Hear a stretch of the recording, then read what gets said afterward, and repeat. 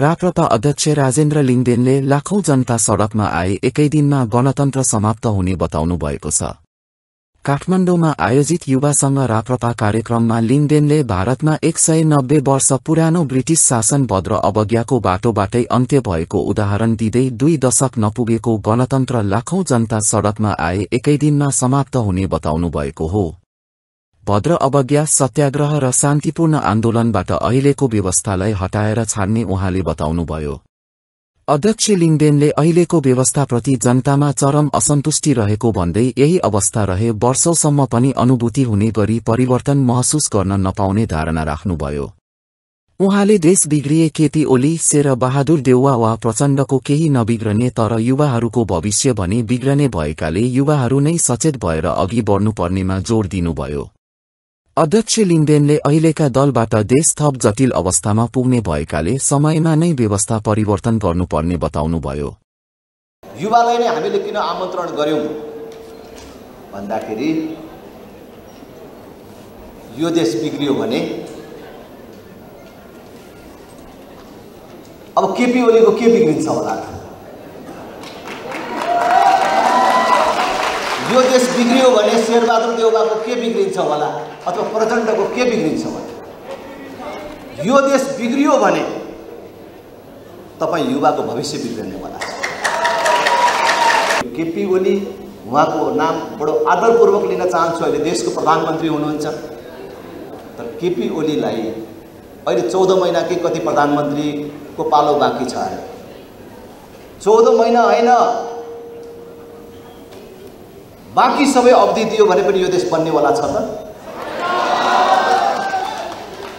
कि शेरबहादुर देउवालाई ल्याएर बाँचुन्जेल प्रधानमन्त्री बन्न दिँदा चाहिँ यो देश बन्छ त?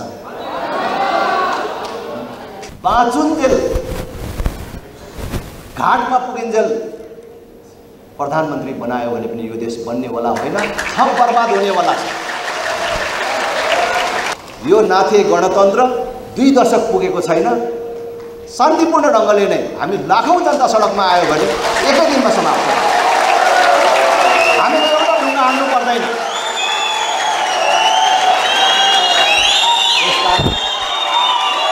हामीले गर्ने आन्दोलन व्यवस्था परिवर्तनका लागि हो र त्यो आन्दोलन शान्तिपूर्ण र अहिंसात्मक हुन्छ र हामीले अहिंसात्मक आन्दोलनको बाटोबाटै परिवर्तन खोजेका छौँ। छातीमा यसो लगाएर जाँच्ने यन्त्र हुनु हो, थाहा पाउने त्यस्तो कुनै व्यवस्था हुनु हो भने, विधि हुनु हो भने अहिले देश लुटेर बसेका केही थान मान्छेहरू बाहेक, त्यो कांग्रेस होस्, त्यो एमाले होस्, त्यो माओवादी होस्, त्यो राप्रपा होस् अथवा अरू कुनै पार्टी होस्,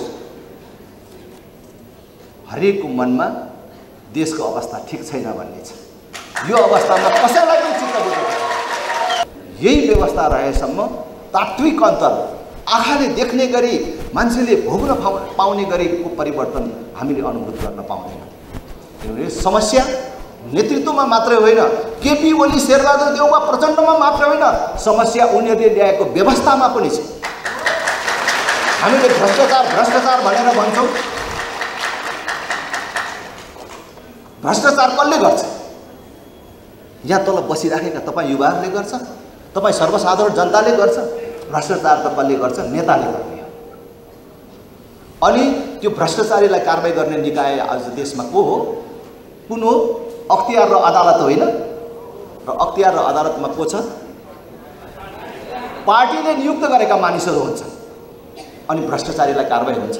हामीले परिकल्पना गरेको राज संस्था भनेको पूर्ण संवैधानिक राज संस्था हो।